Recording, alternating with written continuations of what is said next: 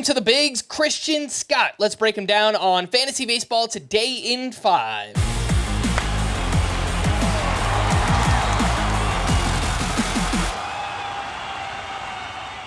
Welcome into FBT in 5 on Saturday.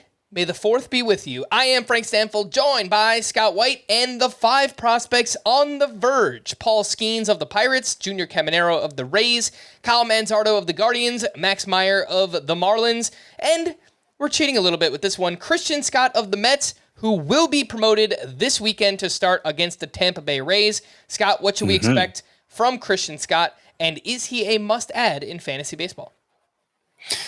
Well, first of all, I didn't know he was getting called up when I wrote the article, but I guess it makes sense since he was in my 5 on the verge. And yeah, I think Christian Scott is pretty close to a must-add. I've put him at 66th in my starting pitcher rankings to start out. So in shallower leagues, maybe you don't have anyone you could drop for him, but you probably do.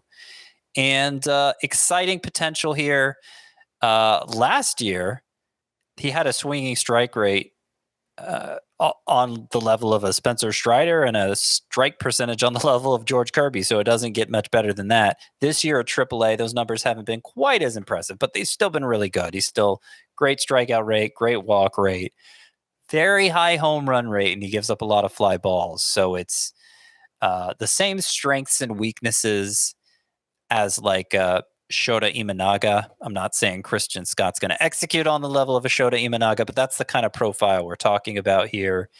And worth picking up for that strikeout upside. I do wonder, I have to assume he doesn't have an especially long leash with the Mets, given that there's not a clear opening in the rotation for him now. Maybe they're going to bump Adrian Hauser to the bullpen, maybe not.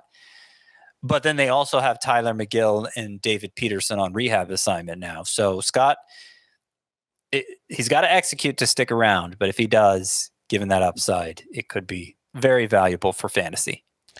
When do you think we see Paul Skenes, Scott? Because on the full-length podcast, I made a bold prediction earlier in the week after his 6-inning start. I said, I think his next start is going to be with the Pirates. That won't be the case. When do you think we see Skenes? So that may be his last start. The one coming up this weekend may be his last start at AAA. Remember, his first 4 starts were all less than 4 innings, and he hardly pitched in spring training. So it seemed to me like the Pirates were just kind of delaying his buildup so that he would be available later into the season. And I thought once he got up to 6 innings, okay, it's time we can anticipate Skenes getting called to the majors. Well, now he got to 6 innings in his last start.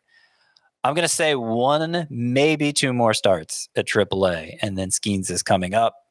He's rostered in most CBS sports leagues already, but if he happens to be available in yours, definitely pick him up now.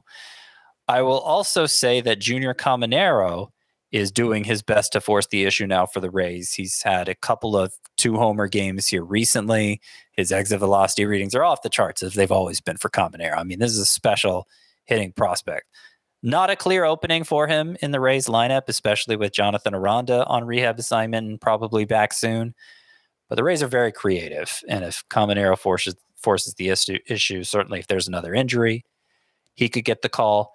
And finally, I do want to touch on Kyle Manzardo here of the Guardians, because the Guardians have been one of the best teams in baseball so far, kind of surprisingly.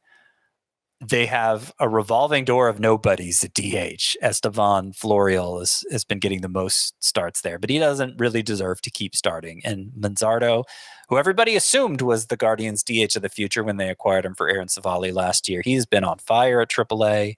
Great plate discipline numbers especially, but the power has been good too. And might be time to consider stashing Kyle Manzardo, because I feel like his call-up could come any day. 5 prospects on the periphery. These are just some names that are doing something as of late. Coby Mayo with the Orioles, Jacob Wilson with the Oakland A's, Owen Murphy with the Braves, George Clausen of the Phillies, and Matt Wilkinson of the Guardians.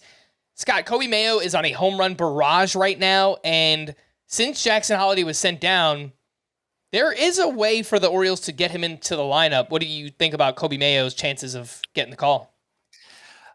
Yeah, I think the chances are pretty good that Mayo could come up before Holiday comes back because Jordan Westberg, obviously, he can alternate between second and third base. So it's not like they have to meet a specific positional need there.